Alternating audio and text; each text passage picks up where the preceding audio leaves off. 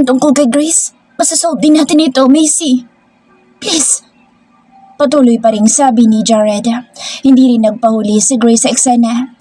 Nakita ni Macy na paparating si Grace sa kanilang kinaroroonan. Speaking of the devil, paparating ang asawa mong si Grace.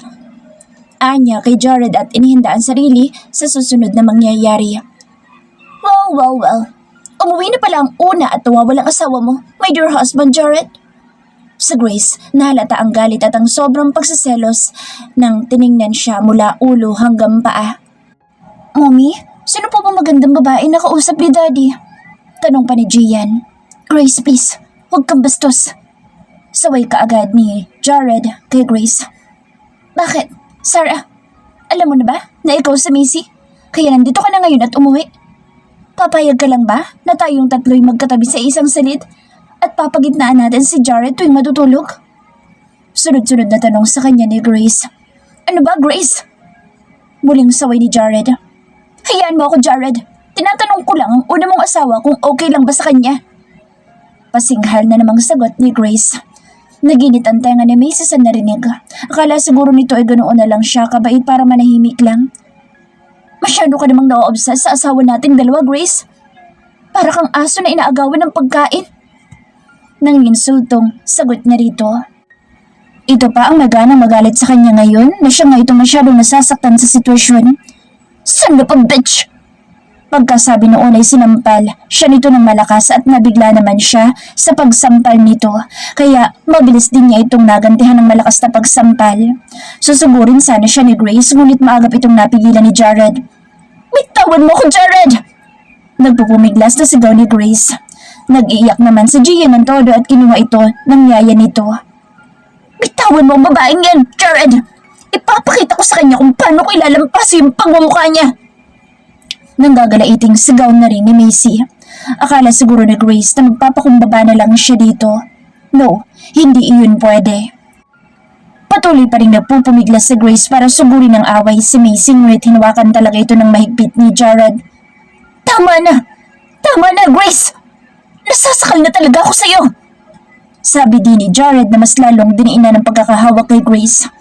Kulang na lang ay masampal din ito ni Jared sa mga skandalong ginawa na naman ito. Aray! Ano ba, Jared? Nasasaktan ako! Bitawan mo ako! Patuloy pa rin ni Grace. Hindi ka ba nahihiya sa sarili mo? Sa mga inaasal mo? Hindi ako nagpunta dito para makapag-agawan sa'yo kay Jared. At hindi ako umuwi dito. Nandito ako para hanapin at alamin kung nasaan ang anak ko si John at kung saan siya lumayas. At ngayong alam ko na kung nasaan ang anak ko, di na ako magtatagal dito, Grace. Pagkasabi noon ay tumalikod na kaagad para umalis sa lugar na iyon si Macy. Macy! Tawag pa ni Jared sa kanya. Muli siyang lumingon upang sagutin ang pagtawag ni Jared ngunit muli siyang nagsalita at si Jared ang tiningnan. Sa susunod, Jared, kandinahan mo yung asawa mong praning. Galit na ani Macy. Susugurin sanang muli ni Grace si Macy ngunit buong puwersa itong kinaladkad ni Jared papasok ng mansyon. Samantala, pagkatapos naman ni John na nag-harvest ng mga gulay ay tulalang nag-iisip ito ng malalim. Mahirap ang pamumuhay ng kanyang lolo at lola dito sa Silay pero mas gugustuhin pa niyang manatili sa lugar na ito kaysa ang bumalik siya ng Maynila doon sa poder ng kanyang ama. Napabuntong hiningang patuloy na nag-iisip si John. Alam niyang mahal siya ng kanyang ama pero minsan mas pinaniniwalaan pa nito ang kanyang stepmother kaya lagi siyang napapagalitan at minsan ay sinasaktan ng ama. Ang hirap pala talagang hindi mo na totoong ina ang nakakasama ng iyong ama. Kung mabubuhay lang sana at nandoon ang kanyang ina ay hindi sana niya mararanasan ng ganitong buhay. Tumulo ang luha ng binatilyo at simpleng pinahid niya iyon agad. Apo? Umiiyak ka na naman ba? Pansin ng kanyang lola, Solesa. Lola, wala po ito. Kaila ni John. Nakikita kita, Apo. Baka nahihirapan ka na sa uri ng pamumuhay namin ng lolo mo. Hindi ka namin pipigilan kung iiwanan mo kami at uuwi ka sa papa mo. Mayaman ka't hindi ka nababagay dito, John. Napapaluhang wika ng kanyang lola, Solesa. Niyakap ni John ang lola. Hindi po, La. Dito lang po ako. Huwag kayo mag-alala sa akin. Okay lang po ako. Ayoko nang bumalik sa papa ko. Ani John sa lola at niyakap din ito ng lola Solesa. Naawa ko sa'yo, Apo.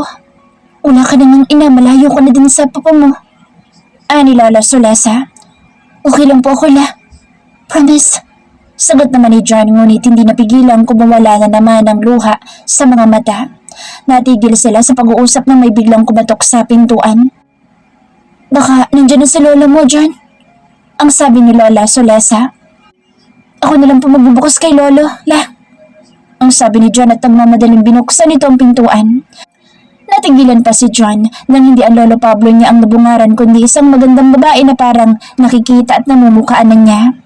Nanatili nagkatinginan sila ng babae at nagtataka siya nang bigla na lang itong napahikbi. Sabay niyakap siya ng mahigpit nito. John!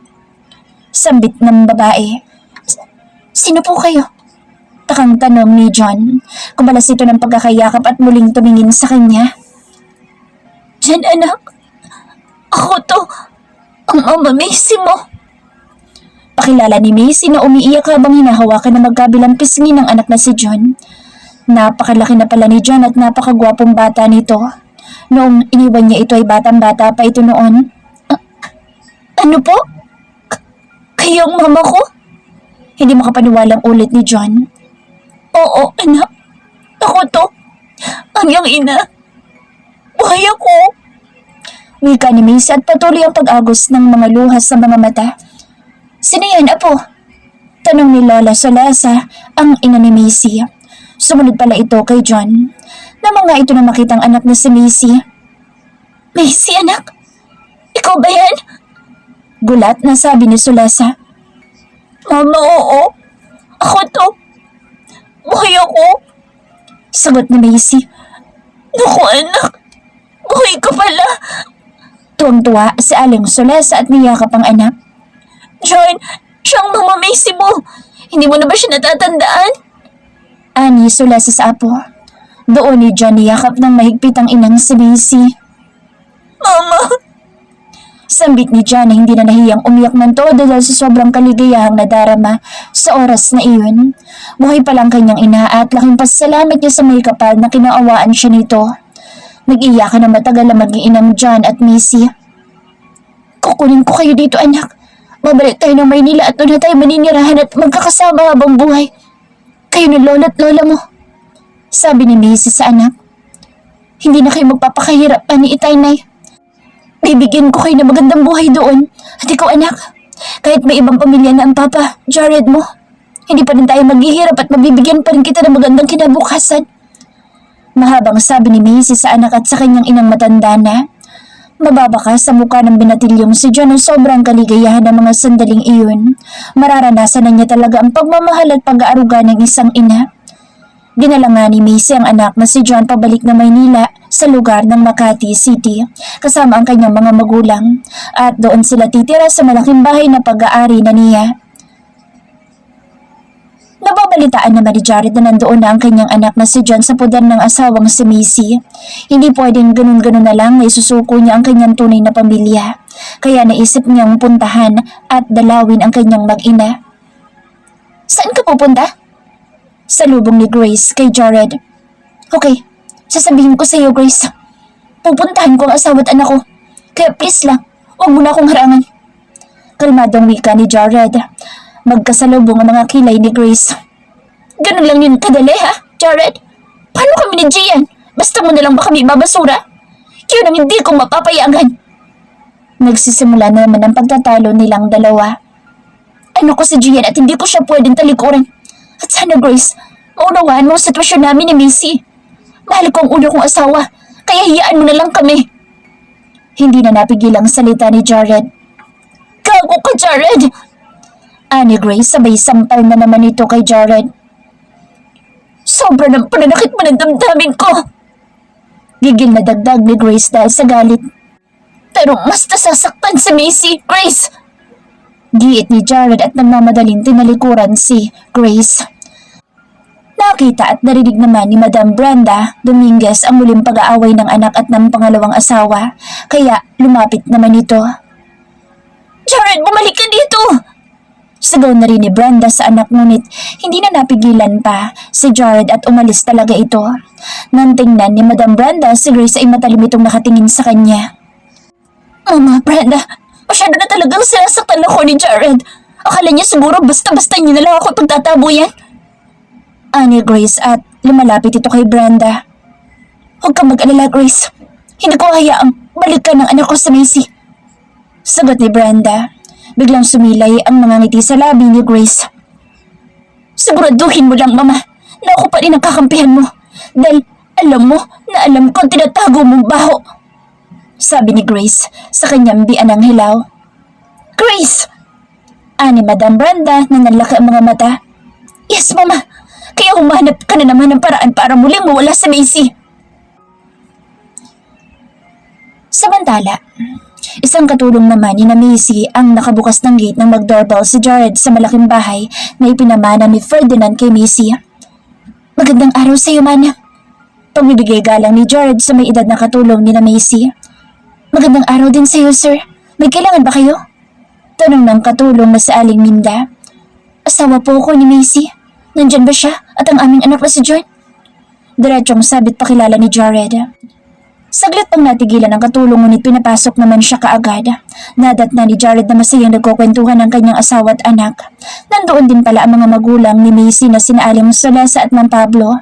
Pati si Nanette, ang alalay dati ni Macy na ngayon ay binigyan ni Macy ng magandang trabaho. Ito ang ipinamamanage ni Macy sa isa niyang negosyo. Malaki ang utang na loob niya rito. Hindi siya pinabayaan nito sa panahon kinakailangan niya ng tulong. May bisita kayo. Sabi ni asawa mo daw siya. Ang sabi ng katulong. Natahimik ang lahat ng makita ang pagdating at pagpasok ni Jared Dominguez. Papa, may bigkas ni John sa pangalan ng ama. Nay, Tay, magandang araw sa inyo. Nandito pala kayo. Ang sabi pa ni Jared na nagbibigay galang sa mga magulang ni Macy. Magandang araw din, Jared. Halos magkasabay na sagot ng mga magulang ni Macy.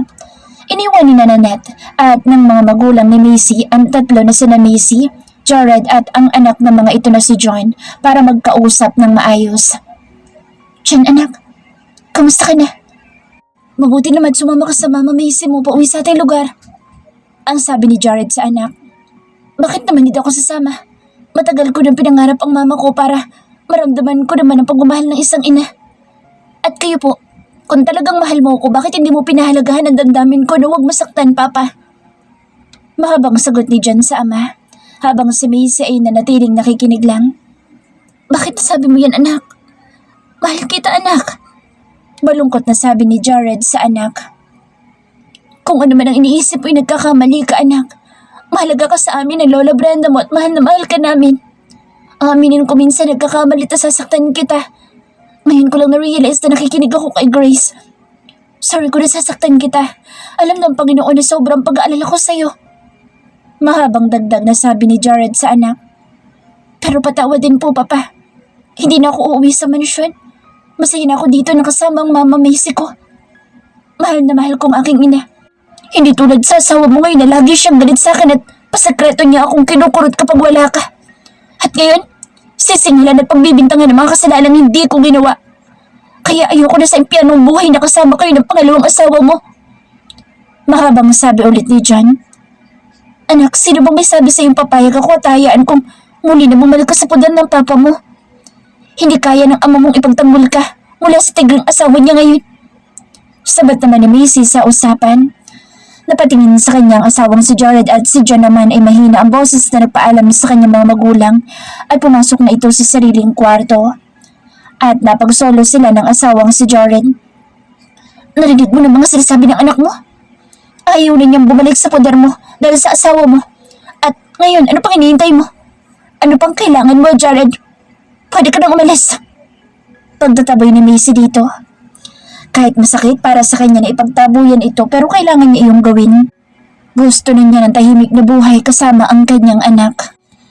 Kahit na ipagtabuyan mo pa ako na ilang beses, babalik at babalik pa rin ako dito. Dahil kayo ang tunay kong pamilya. Matatag na sabi ni Jared at nakikipagsukatan ng tingin sa kanya. Ano sabi mo? Mr. Jared Dominguez? Ayoko na magulong buhay. Sambit ni Macy na may tonong pagkainis. You stop calling me that, Macy. Kalmadong wika ni Jared na tinutukoy ang pagtawag niya dito ng formal sa pangalan. Halata din ang pagkainis nito sa mukha na kung makatawag siya ay para itong ibang tao. Okay, Jared. Seryosong ulit niya. Alam mo, ang hirap sa'yo eh. Ako na nga ito nag-give up at nagpapakumbaba tapos guguluhin mo pa. Sabi ni Macy na pinipigilang mapaiyak sa harap ng asawa. At bakit i-give up mo agad ako? Hahayaan mo na lang ba ako kay Grace? Sabi naman ni Jared na tinitigan siya sa mukha. Para naman siyang nailang sa paraan ng pagtitig ng asawa sa kanya. Bakit hindi? Pinakasalan mo nga siya at nagkaanak kayo. Tapos ngayon gusto mo na ipaglaban pa kita. Tapos na ang kwento sa pagitan natin, Jared. Napataas na naman ang boses na wika niya sabay tinalikuran nito. Ayaw niyang makikita nito ang mga nagbabantang luha sa kanyang mga mata dahil sa sakit na nararamdaman ng pagkakataong iyon. Tama ka. Pinakasalan ko nga si Grace. Napalapit ang loob ko sa kanya at napamahal din siya sa akin. Pero nang bumalik at makita kitang muli sa beach na kasama sa Ferdinand, bigla na lang naglawal lahat ng pagmamahal ko kay Grace. At hindi ko yun sinasadya. Muling na-refresh ang labis na pagmamahal ko sa iyo at ang sakit na nararamdaman dulot ng pagkawala mo noon, Macy.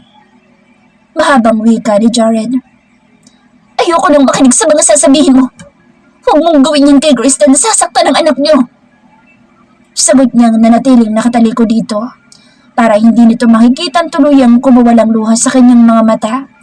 Nabigla si Macy nang bigla na lang siyang hinawakan ni Jared at pinihit paharap dito. Natigilan ito nang makitang umiiyak siya. Madali niya iyong pinahid. Bakit si Grace ang inaalala mo? Bakit hindi ka ba nasasaktan sa kalagayan natin ito? Kayong dalawa ni John. Nahihirapang tanong ni Jared na muli siyang tinitigan sa muka. Tapos na kaming nasasaktan, Jared. Kaya umalis ka na. Ani Macy. Umiwas ito muli at tinalikuran siya. Nagdilim ang mukha ni Jared sa narinig buhat kay Macy.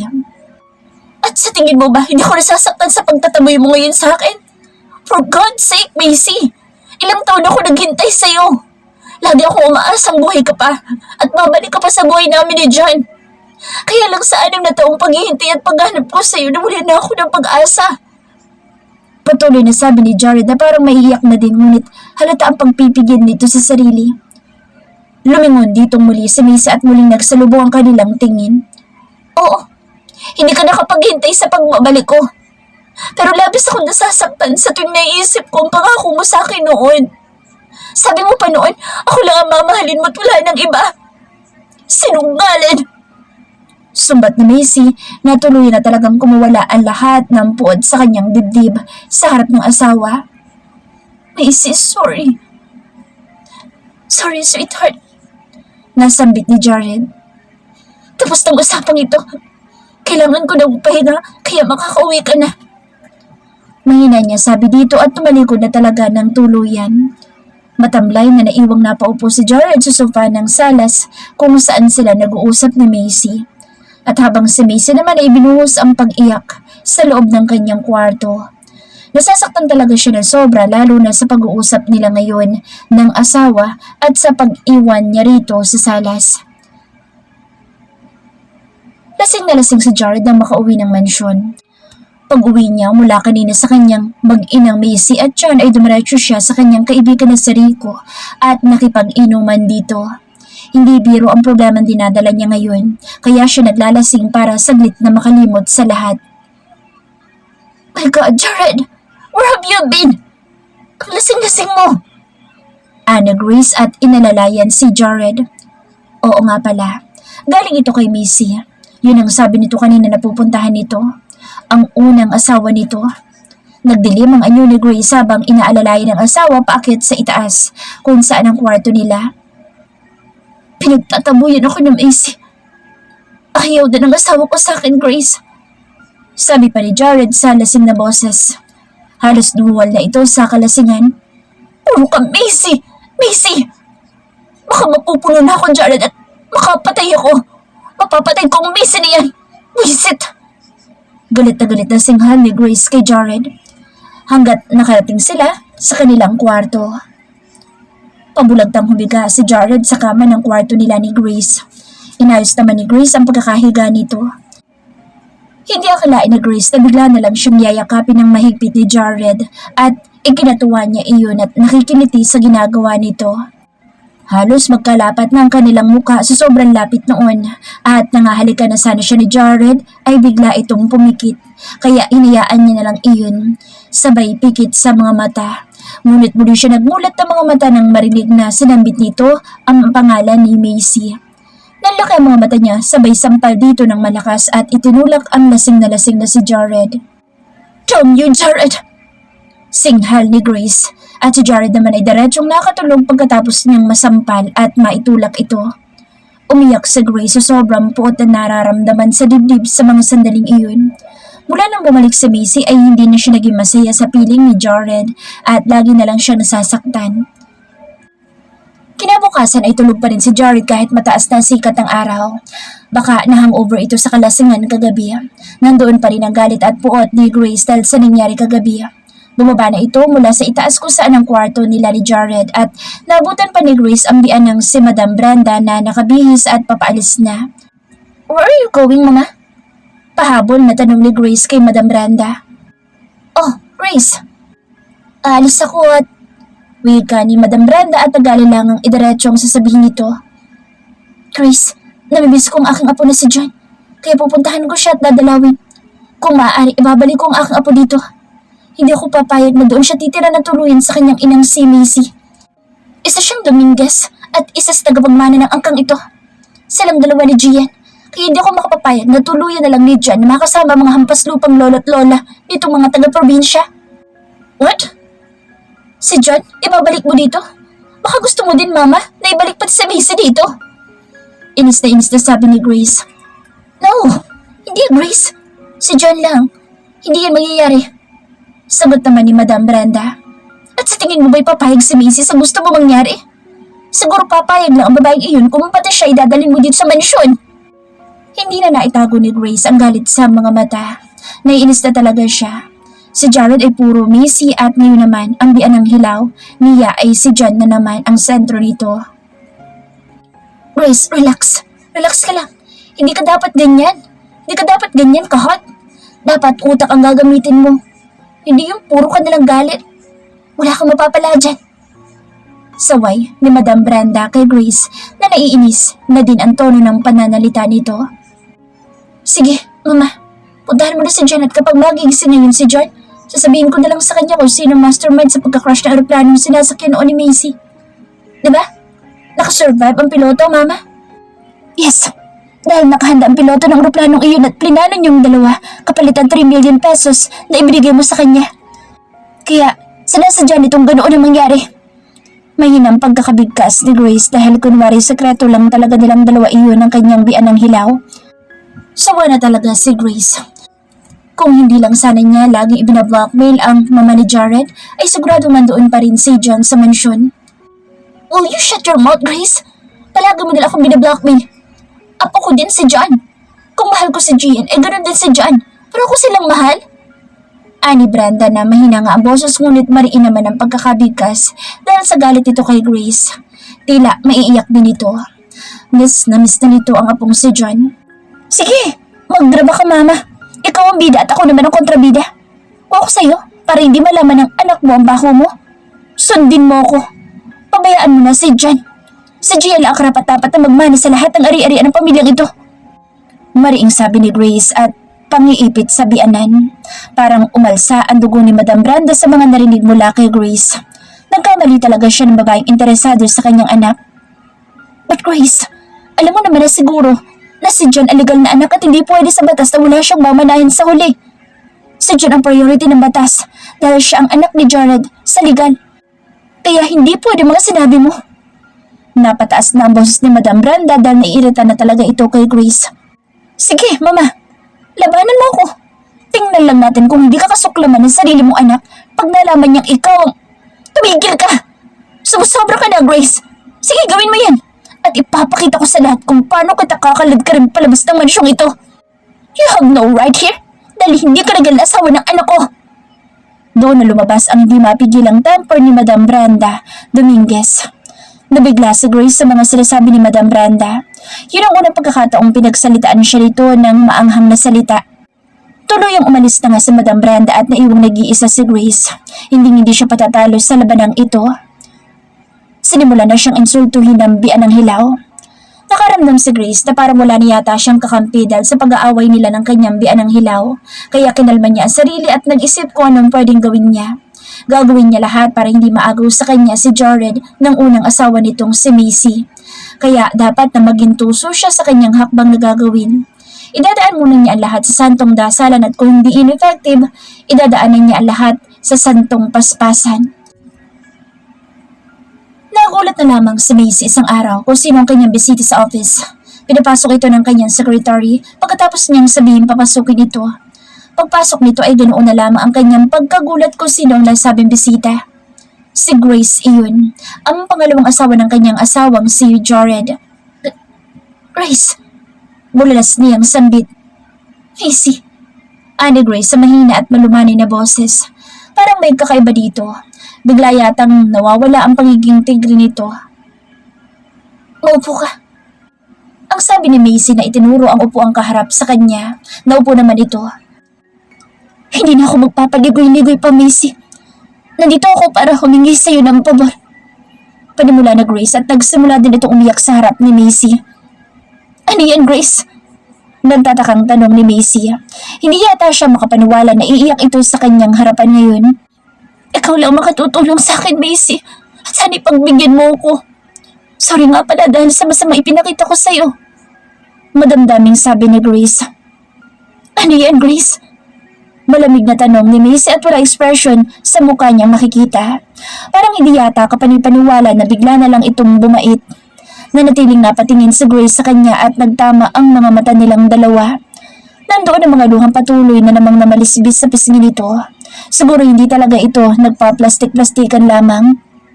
Macy, huwag mong bawiin sa akin si Jared. Ani Grace na tuloy-tuloy na ang pag-iyak sa kanyang harapan. Natigilan naman si Macy. Patuloy ang pag-iyak ni Grace sa harap ni Macy kaya nakaramdam naman ng awa si Macy dito. Grace, nais sa tinig niya. Please, hayaan mo na lang si Jared sa akin. Masaya kami nung hindi ka pa bumabalik at ngayon lagi na lang kami nag-aaway dahil sa'yo. Kawawa naman ang anak naming si Gian kapag tuloy ang masisirang pagsasama namin ng daddy niya. Mahabang salita ni Grace sa nagmamakaawang boses kay Macy. Kung gusto mo luluhod ako sa harap mo, Macy. Please, hayaan mo na si Jared sa amin, ni Gian.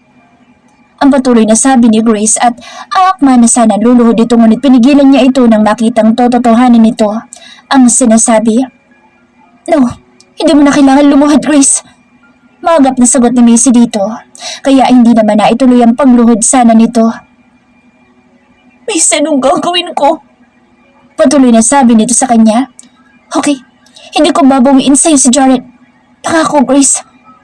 Naisagot dito ni Macy na parang kinabahan naman siya sa mga binitawang pangako ni Grace. I hope you will understand, Macy. Isipin mo na lang kung ikaw sa sitwasyon ko, napakahirap. Hindi ko naman sinasadyang maging pangalawang asawa ni Jared nang ikaw ay mawala.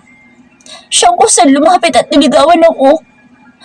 Napaka-unfair kung i-give up ko na lang ng ganoon si Jared, Macy. Mahabang wika ni Grace. Kung alam ko lang sana na buhay ka pa, hindi ko na sana papatulan ng panliligaw ni Jared sa akin noon. Hindi ko sana papatulan ng mga pang-aakit niya at pagpupursiging sagutin ko siya. Dugtong pa ni Grace na sinasadyang sabihin iyon para mas lalong lumayo na ng tuluyan ang loob ni Macy kay Jared. Pero ang totoo, siya ang lumalandi noon kay Jared hanggat sa naakit niya ito at napalapit ang loob sa kanya. Hindi ko na sana pinatulan ng mga panglalambing at pagmamakaaw. Mamahalin ko din siya at... Naputol ang mga salitang dugtong ni Grace na magsalita si Macy. Tama na, Grace, okay? Hindi mo kailangan sabihin ang lahat ng iyon sa akin. Putol ni Macy sa patuloy sanang mga sasabihin ni Grace.